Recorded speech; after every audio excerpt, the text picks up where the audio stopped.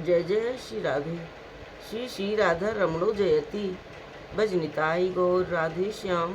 जप हरे कृष्ण हरे राम। चरित सुधा श्री श्रीमद राधा रमण चरण दासदेव बाबा जी महाशय। बड़े बाबा का जीवन चरित्र। मूल बंगला संपादक प्रकाशक श्री रामदास बाबा जी।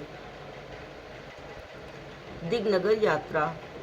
बाबा जी महाशय देवेंद्र बाबू से बोले, देखो भाई, कृष्ण नगर में बहुत दिन हो गए, यहाँ और ठहरना ठीक नहीं है।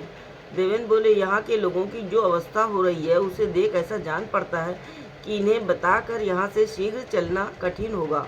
चलिए आज दिगनगर चलें। बाबा जी महाशय देवेंद्र बाबू का प्रस्ताव स्वीकार कर उसी क्षण भजनिताई गौर राधे श्याम जप हरे कृष्ण हरे राम कीर्तन करते करते बाहर निकले। योगेश बाबू और अन्य भक्तों ने जब अपने अपने कार्यालयों से लौटकर देखा कि बाबा जी महाशय कीर्तन लेकर बाहर निकले हैं तो सब समझे कि वे नगर कीर्तन को जा रहे हैं। परंतु जब कीर्तन धीरे धीरे पश्चिम की ओर जाने लगा तब सभी निराश होकर चितवत खड़े रह गए। कई लोग बहुत दूर तक कीर्तन के साथ चलते रहे, परंतु बाबा जी महाशय ने बहुत प्रकार से समझा बुझाकर उन्हें विदा किया और आप दिगनगर की ओर चल दिए। महापुरुषों का हृदय कुसुम से भी अधिक कोमल और बद से भी अधिक कठोर होता है। कृष्ण नगरवासी नर नारियों को आशा थी कि अभी कुछ दिन और वे उस अनुभूत पूर्व चिन्मय आनंद का उपभोग करेंगे, परंतु प्रभु की इच्छा से उनकी ये आशा पूर्ण न हो सकी। कृष्ण नगर आज निरानंदमय है। जो परम आनंदित हृदय से नित्य की भांति बाबा जी महाशय के दर्शन करने गए थे, वे दुखी होकर अपने अपने घर लौट आए। बाबा जी महाशय सदबल कीर्तन करते करते दिगनगर ग्राम में पहुँचे। सुमधुर संकीर्तन ध्वनि सुन सातगाछिया निवासी श्रीयुत विपिन बिहारी गोस्वामी महाशय के भांजे श्रीयुत राधिका प्रसाद चक्रवर्ती महाशय बाहर निकले। बाबा जी महाशय और देवेंद्र बाबू के दर्शन मार्ग से आनंदित हो विशेष आग्रहपूर्वक संकीर्तन मंडी को अपने घर ले गए। ग्रामवासी अनेक लोग आकर इकट्ठा होने लगे। श्रीयुत श्री राधिका प्रसाद चक्रवर्ती का घर आज आनंद मोहन में परिणित हो गया। रात्रि पाया 9 बजे कीर्तन समाप्त कर सब विश्राम करने लगे। राधिका प्रसाद चक्रवर्ती ने जब बाबा जी महाशय से प्रसाद आदि की व्यवस्था के संबंध में पूछा तो बाबा जी महाशय बोले, इस संबंध में देवेंद्र दादा जो कुछ कहेंगे वही होगा। देवेंद्र बाबू राधिका चक्रवर्ती के साथ परामर्श कर रहे थे। उसी समय श्रीयुत पूर्णचंद गोस्वामी महाशय बोले, मेरी इच्छा है कि मैं रसोई बनाकर निताई का भोग लगाऊं। ये सुन राधिका चक्रवर्ती प्रसन्न हो भोग की सामग्री इकट्ठा करने लगे। इधर कई सज्जन नाना रूप से परस्पर कथोपकथन कर रहे थे।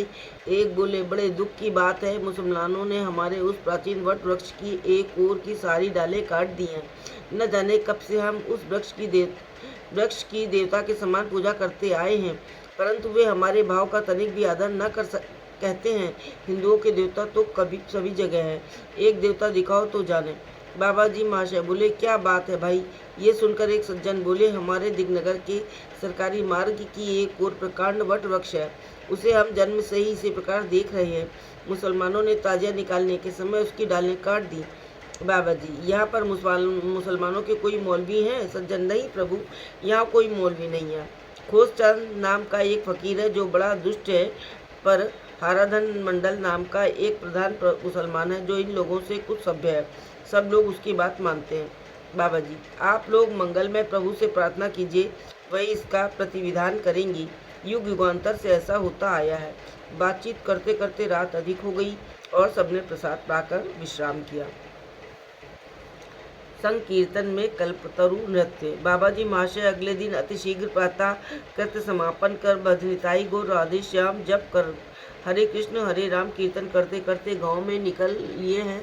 नाम कीर्तन की ये नवीन धुन सुन धीरे धीरे बहुत से ग्रामवासी एकत्र हो गए हैं, पर बाबा जी महाशय का किसी और लक्ष्य नहीं है। वे अर्धमुद्रित नेत्रों से नाचते नाचते और कीर्तन करते चले जा रहे हैं। थोड़ी देर में पूर्वोक्त वटवृक्ष के निकट जा पहुँचे और उसकी परिक्रमा तथा दंडवत प्रणाम कर मुसलमानों की बस्ती की ओर चल दिए। कोई ग्रामवासी बोले, ये कीर्तन लेकर मुसलमानों के मोहल्ले में जा रहे हैं, न जाने आज क्या होगा।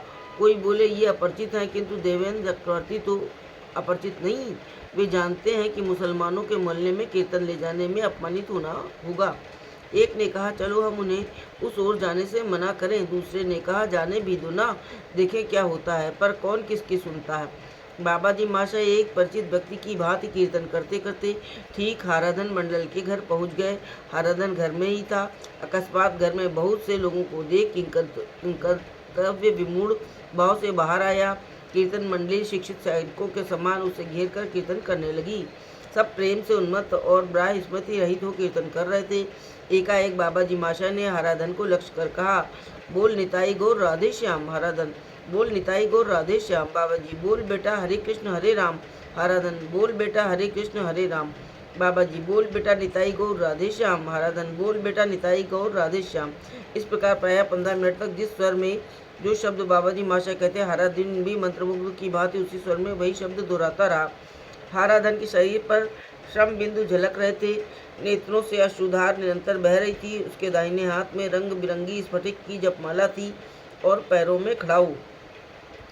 इसी अवस्था में वो दोनों हाथ उठाकर नृत्य करने लगा। तब बाबा जी माशा ने आनंद में नृत्य करते करते अधीर भाव से उसे आलिंगन किया। उसी समय वो अचेत हो भूमि पर गिर पड़ा। बाबा जी माशा ने उसके मस्तक को अपनी गोद में रख कान में मंत्र प्रदान किया। मंत्र देते ही उसका शरीर कंपित हो गया उठा।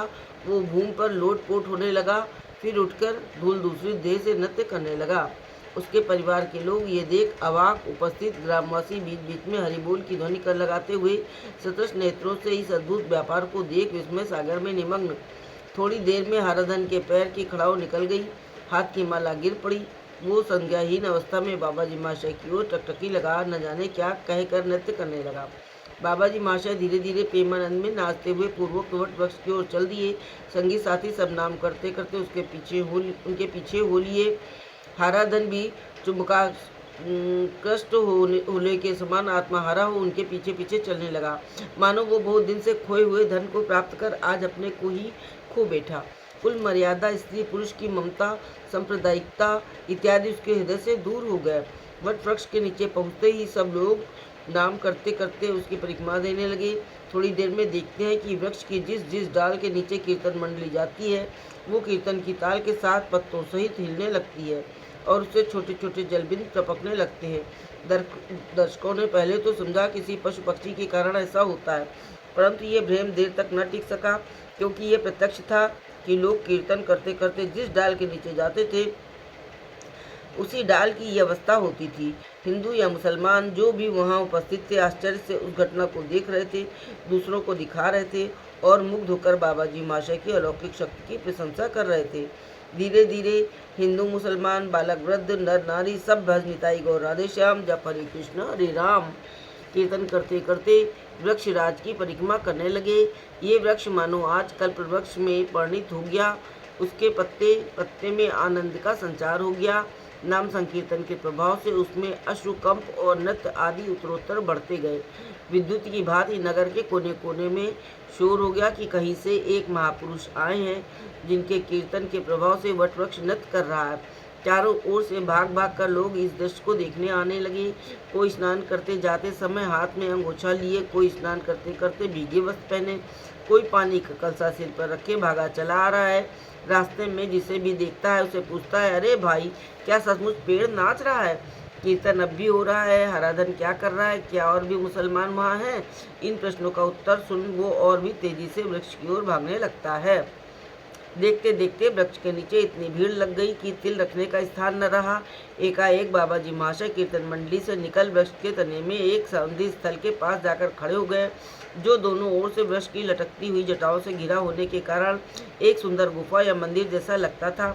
बाबा जी माशा ज्यों ही दोनों हाथ ऊपर कर उसके अंदर खड़े हुए, चारों ओर से हरिध्वनि और जय ध्वनि होने लगी। कीर्तन करने वाले और भी उच्च स्वर से कीर्तन करने लगे। वृक्ष राज भी मानो हर्ष से भर गया और अधिक नृत्य करने लगी। दर्शकगण सतृष्ण नेत्रों से बार बार वृक्षराज और उसके तने में खड़े महापुरुष के दर्शन कर अधीर होने लगे। ऐसा लगता था कि वृक्षराज मूर्तिमान साधु रूप से दो डालों के रूप में अपने दोनों हाथ निकालकर इन महापुरुष को अपनी गोद में ले प्रेमानंद में विभोर हो उदंड नृत्य कर रहे हैं। 11 बजे के लगभग बाबा जी माशा कीर्तन करते करते वृक्ष के नीचे से चल दिए। उस समय हराधन रोते रोते बोला, मेरी क्या गति होगी? मैं अब घर में न रहूँगा, कृपा कर मुझे अपने साथ ले चलिए, मेरे लिए दूसरा कोई उपाय नहीं है। बाबा जी, देखो भाई, परम दयालु निताई चांद ने तुम्हारे ऊपर कृपा की है। यदि तुम इस वृक्ष के प्रति और अत्याचार न करो तो तुम्हारे लिए कुछ भी भय नहीं। आज से इस वृक्ष का नाम कल्पतरु हुआ। इसके पास आकर जो कोई भक्त पूर्वक जिस वस्तु के लिए प्रार्थना करेगा वह उसे अनायास प्राप्त होगी। तुम प्रतिज्ञा करो कि अब कभी इसके ऊपर आघात नहीं करोगे। हराधन, मैं आपके पैर छूकर शपथ लेता हूँ, मेरा तो कहना ही क्या, मेरी वंशावली में जो कोई हम इस पर आघात करेगा उसका वंश न रहेगा। बाबा जी, मैं तुमसे बहुत प्रसन्न हूँ।